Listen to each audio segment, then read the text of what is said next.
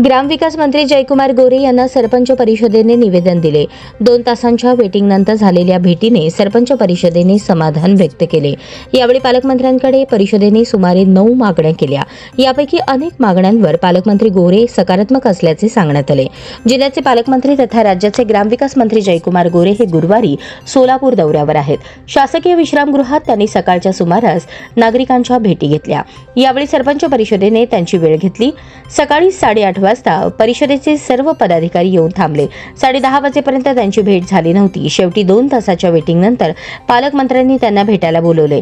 सरपंच परिषदेचे प्रदेश उपाध्यक्ष ॲडव्होकेट विकास जाधव, सोलापूर जिल्हाध्यक्ष आदिराज देशमुख, सरपंच उमेश भगत, महिला जिल्हाध्यक्ष कविता घोडके, परिणिती शिंदे, मीरा साळुंखे, विकास पाटील, आशिष क्षीरसागर, अंजली क्षीरसागर, सुनील जाधव यांच्या शिष्टमंडळाने पालकमंत्र्यांना निवेदन दिले।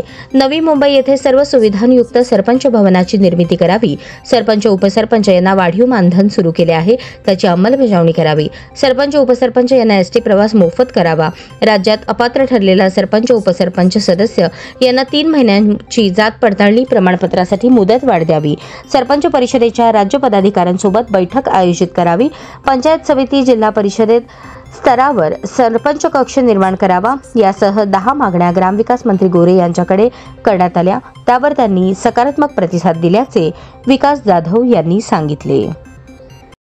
सरपंच परिषदेच्या सोलापूर जिल्हा पदाधिकाऱ्यांच्या शिष्टमंडळानं आज ग्रामविकास मंत्री तथा सोलापूर जिल्ह्याचे पालकमंत्री यांची भेट घेतली। त्यांच्याबरोबर अतिशय सकारात्मक चर्चा झाली।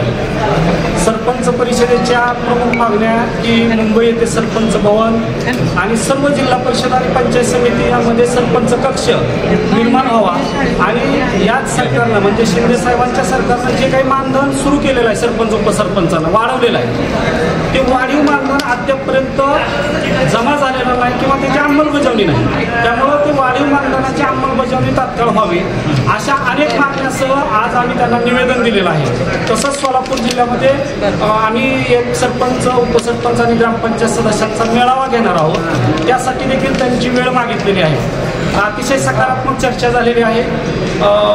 ग्रामविकास मंत्री गोरे साहेबांचे आणि सरपंच परिषदेचे यापूर्वीपासून ऋणानुबंध आहेत। सातारा जिल्ह्यात सरपंच परिषदेच्या वतीने यशवंतरावजी चव्हाण साहेबांच्या स्मृतीस्थळापासून मुंबईकडे एक मोर्चा काढला होता आणि तो मोर्चा आम्ही शासनाच्या विरुद्ध काढलेला होता। त्याची मध्यस्थी अतिशय चांगल्या पद्धतीने गोरे साहेबांनी केली होती आणि तो सातारा इथेच थांबवून त्यांनी आम्हाला आश्वासित केलं होतं। त्यामुळे तेव्हापासूनचे आमचे गोरे साहेबांचे सरपंच परिषदेचे चांगले संबंध आहेत आणि ग्रामीण भागातून तळागाळातून काम करत त्यांनी हे या पदापर्यंत आलेले आहेत। त्यामुळे त्यांना गावगाड्याच्या समस्याची जाण आहे, म्हणून आम्ही त्यांना आज या ठिकाणी त्यांच्यासोबत आज चांगली मीटिंग झाली, चर्चा झाली। सर्व सरपंचांच्या प्रतिनिधींना त्यांनी वेळ दिला आणि सकारात्मक चर्चा झाली। निश्चितपणानं सरपंच परिषदेच्या मागण्या तात्काळ मान्य होतील अशी आम्हाला खात्री आहे।